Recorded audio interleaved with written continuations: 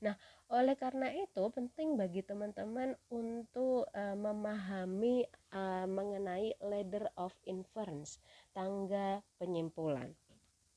Nah, tangga penyimpulan ini yang akan membantu kita untuk bisa memahami bagaimana sebuah fenomena ini diolah dalam otak kita sehingga kemudian menghasilkan keyakinan atau sebuah tindakan. Kaitannya dengan isu-isu keagamaan berarti adalah apakah menghasilkan tindakan yang bijaksana, yang toleran, yang moderat, atau sebaliknya menghasilkan tindakan yang eksklusif, intoleran, atau ekstrim begitu ya. Nah, kita coba lihat secara lebih cermat mengenai ladder of inference atau tangga penyimpulan. Dalam kehidupan sehari-hari, kita terus-menerus berinteraksi dengan dunia di sekitar kita, dengan kita melihat, mendengar, atau mengalami sesuatu. Nah, semuanya ini merupakan bagian dari realitas eksternal. Nah, kalau teman-teman melihat pada slide, di gambar paling bawah ada sebuah gambar burung gitu ya, sedang terbang atau real bird. Nah, ini menunjukkan realitas eksternal atau fakta atau realita yang terjadi di sekitar kita atau pengalaman aktual yang kita alami gitu ya. Kemudian pada gambar di atas teman-teman melihat ada interpreted bird. Jadi itu adalah kenyataan yang sudah kita interpretasikan, kita tafsirkan, kita maknai begitu ya, sehingga menjadi sebuah realitas internal atau sesuatu yang kita persepsikan yang ada dalam pikiran kita gitu ya, yang itu kemudian mendasari sebuah tindakan atau aksi yang kita lakukan.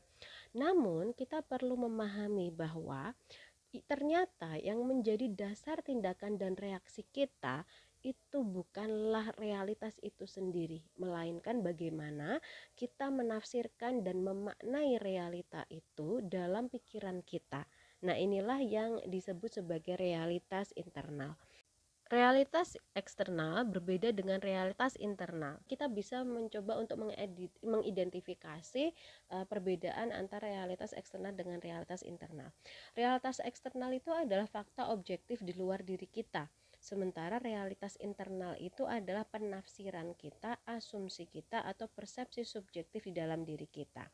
Kemudian yang kedua adalah realitas eksternal itu bisa diamati oleh semua orang secara konsisten. Jadi semua orang melihat hal tersebut sebagai suatu yang sama. Tetapi ketika sudah menjadi realitas internal ini bisa jadi berbeda antara satu orang dengan orang lainnya dalam melihat sesuatu. Kemudian yang ketiga, realitas eksternal itu berarti adalah fakta dunia sebagaimana adanya. Jadi the world as it is gitu. Dunia sebagaimana adanya. Sementara realitas internal itu adalah dunia sebagaimana kita memaknainya atau the world as we see it gitu.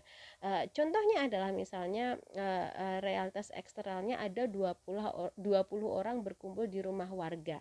Nah, tetapi dalam pemikiran kita, realitas internal kita bisa jadi yang kita lihat adalah kegiatan itu mencurigakan dari kelompok lain. Ngapain mereka kemudian berkumpul 20 orang di rumah warga? Apa yang akan mereka lakukan? Jadi ada kecurigaan-kecurigaan yang bisa muncul pada realitas internal.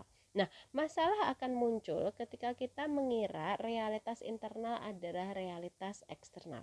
Masalah muncul apabila kita mengira apa yang kita yakini itu adalah fakta.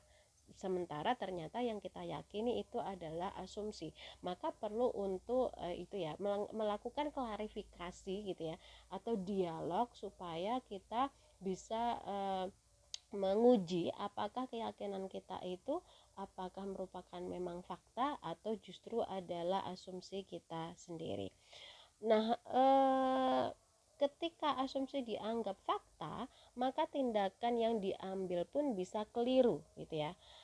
Ini nanti akan saya contohkan, misalkan fakta yang terjadi ada umat Katolik misalnya berdoa atau beribadah rosario di rumah, dan misalnya kita melihat ada keramaian orang datang ke sebuah rumah warga gitu, salah satu rumah warga, sehingga terdengar agak ramai gitu ya.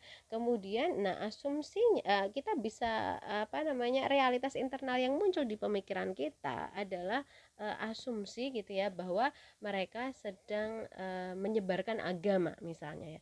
Nah, akhirnya kemudian bisa mempengaruhi kita melakukan tindakan misalnya membubarkan ibadah rosario tersebut secara paksa gitu.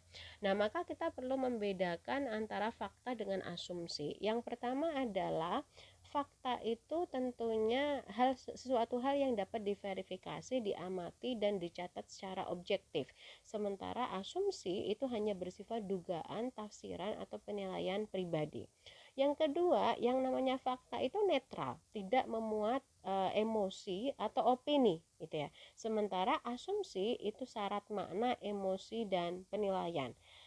Misalnya adalah fakta misalnya seseorang duduk di bangku belakang kelas. Nah, tetapi yang muncul dalam pemikiran kita bisa jadi adalah asumsi. Wah, anak itu malas dan tidak niat belajar gitu. Nah, kita perlu membedakan antara fakta dan asumsi ini supaya respon yang kita berikan itu tentunya lebih bijak gitu ya, didasarkan kepada fakta, tidak didasarkan kepada sebuah asumsi gitu. Nah, banyak konflik sosial, intoleransi, dan prasangka itu ternyata muncul dari realitas internal yang tidak diuji gitu. Maka kita perlu menyadari kembali lagi pada peta bukan wilayah, bahwa peta kita itu bisa berbeda dari peta orang lain gitu. Apa yang kita yakini gitu ya, apa yang ada di pikiran kita itu bisa berbeda dengan apa yang ada dalam pikiran orang lain. Dan bahwa tidak semua peta itu sesuai dengan wilayah aslinya. Tidak semua yang ada di pemikiran kita, tidak semua apa yang diyakini oleh seseorang itu adalah fakta yang sesungguhnya. Dengan kita menyadari hal ini, maka kita bisa lebih berhati-hati dalam menarik kesimpulan, juga lebih terbuka terhadap dialog dan klarifikasi atau konfirmasi kepada orang-orang yang terkait dengan suatu peristiwa, dan supaya kita lebih mampu membedakan antara mana fakta, data yang kita lihat, dengan asumsi atau makna yang kita berikan terhadap fakta tersebut gitu ya. Nah, artinya di sini kaitannya dengan peta bukan wilayah. Peta bukan wilayah ini mengajarkan kita bahwa persepsi atau asumsi itu berbeda dengan kenyataan. Persepsi berbeda dengan kenyataan, asumsi berbeda dengan fakta. Maka realitas internal itu harus dikaji. Apa yang ada dalam pemikiran kita itu harus kita bandingkan, tidak langsung dianggap sebagai kebenaran mutlak. Kita harus mempertanyakan apakah betul yang kita yakini itu sebuah fakta atau tidak. Dengan menyadari ini, kita bisa mencegah asumsi menjadi sumber konflik dan bisa membangun interaksi yang lebih sehat dan inklusif gitu ya. Nah, model ladder of inference ini atau tangga penyimpulan, tangga penalaran ini menggambarkan proses bagaimana kita itu secara tidak kita sadari itu bisa jadi kita melakukan melompat dari data mentah atau realita yang terjadi ke tindakan seringkali tanpa kita sadari. Nah, proses ini memang berlangsung cepat dan otomatis, tetapi bisa menyesatkan jika kita tidak menyadarinya gitu. Pada tangga paling bawah kita melihat ada actual of experience, pengalaman aktual atau realita yang terjadi. Di sini kita menerima informasi yang mentah. Misalnya kita mendengar suara, merasakan, mengalami suatu peristiwa, mendengar ucapan, melihat simbol, melihat gambar, melihat suatu narasi, melihat video, atau melihat suatu peristiwa.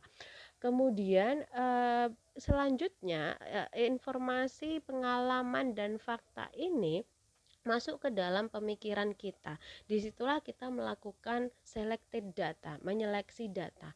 Kita memilih sebagian dari data itu. Nah, disinilah yang kadangkala kita ternyata bias dalam melakukan seleksi data.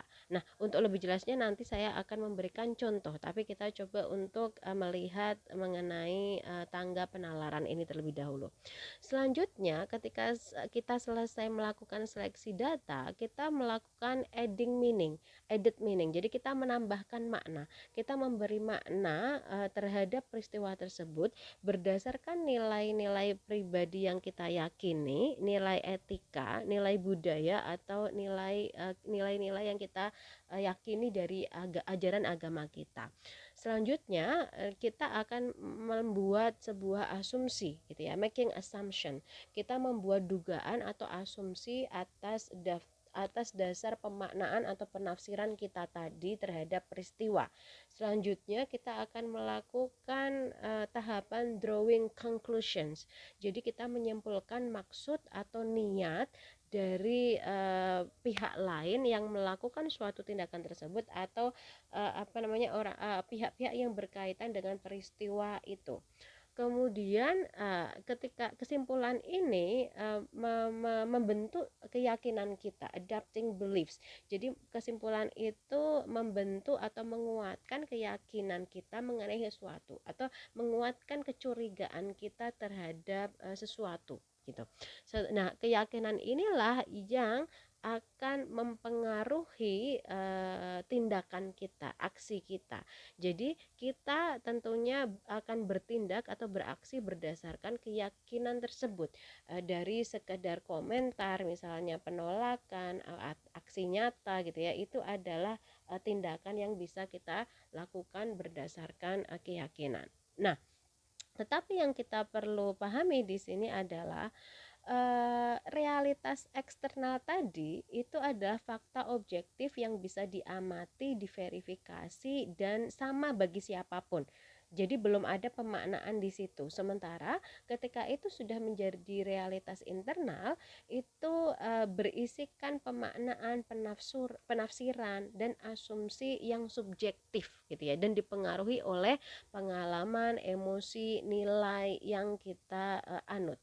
Nah, banyak konflik sosial dan keagamaan terjadi karena realitas internal kita realitas internal kita dianggap sebagai realitas eksternal, atau kita menganggap realitas internal kita sebagai realitas eksternal, lalu dijadikan dasar bertindak tanpa mengklarifikasi apakah penafsiran atau asumsi kita itu benar atau tidak. Nah, kemudian di sini di bagian kiri ada yang namanya reflexive loop. Jadi ketika reflexive loop ini terjadi ketika keyakinan mempengaruhi cara melihat fakta. Ketika keyakinan mempengaruhi bagaimana cara kita untuk menyeleksi data. Nah, uniknya adalah cara kita menyeleksi data akan mempengaruhi keyakinan kita. Keyakinan kita akan mempengaruhi bagaimana kita melihat fakta dan menyeleksi data. Jadi ini adalah sebuah lingkaran yang tiada akhir. Makanya kenapa kemudian orang yang misalnya sudah terjebak dalam pemahaman ekstrim misalnya, dia akan sulit keluar dari pemahaman tersebut. Karena apa? Bagaimana cara dia menyeleksi data mempengaruhi keyakinannya, dan keyakinannya mempengaruhi cara dia melihat fakta dan menyeleksi data gitu ya. Contohnya adalah misalnya seseorang mempercayai bahwa kelompok X itu intoleran, maka setiap kali melihat mereka kelompok ini melakukan sesuatu, orang ini akan mencari bukti bahwa mereka memang intoleran dan mengabaikan hal-hal yang bertentangan dengan asumsi dia bahwa kelompok X adalah intoleran. Nah, hal ini akan berbahaya karena membuat kita mengunci diri sendiri dalam persepsi atau asumsi kita sendiri, dan menutup diri kita untuk memahami, untuk terbuka terhadap hal yang berlainan dengan keyakinan kita sendiri, menutup kemungkinan untuk memahami suatu fenomena atau peristiwa secara utuh dan fair atau adil. Nah, Sementara di bagian kiri kita melihat ada yang namanya reflective learning. Nah, reflective learning ini dimaksudkan agar kita tidak terjebak pada penilaian keliru atau reaksi berlebihan, atau tidak terjebak pada keyakinan kita sendiri. Supaya kita tidak terjebak pada keyakinan kita sendiri yang misalkan ternyata lebih banyak berdasarkan asumsi bukan berdasarkan fakta, maka kita perlu melakukan reflective learning. Reflective learning itu bagaimana? Yaitu yang pertama kita harus menyadari proses berpikir kita sendiri. Makanya kenapa teman-teman perlu mengetahui adanya tangga penalaran atau tangga penyimpulan ini. Kemudian setelah kita menyadari bahwa cara berpikir manusia itu seperti ini gitu ya, berarti bisa jadi apa yang diyakini itu belum tentu fakta, tapi yang diyakini itu ternyata adalah asumsinya sendiri. Kemudian kita perlu menanyakan kepada diri kita sendiri, mengapa kita berpikir seperti ini, mengapa kita berpikir A, mengapa kita berpikir B, mengapa kita berpikir X, apa dasarnya gitu. Kemudian kita perlu menanyakan kepada diri kita sendiri, apakah pikiran kita ini itu merupakan sebuah fakta atau ternyata asumsi kita sendiri saja, dugaan kita saja gitu. Nah, setelah kita memahami apakah yang kita yakini itu fakta atau hanya asumsi, kita perlu berani untuk membuka diri, mengoreksi keyakinan kita tadi, mengoreksi makna yang kita bangun. Nah, inilah bagian dari etik berpikir moderat. Jadi supaya kita tidak buru-buru menghakimi, tidak buru-buru menilai, tidak buru-buru bertindak atau merespon, tetapi kita perlu untuk bersedia mendengar dan membangun pemahaman lintas perspektif.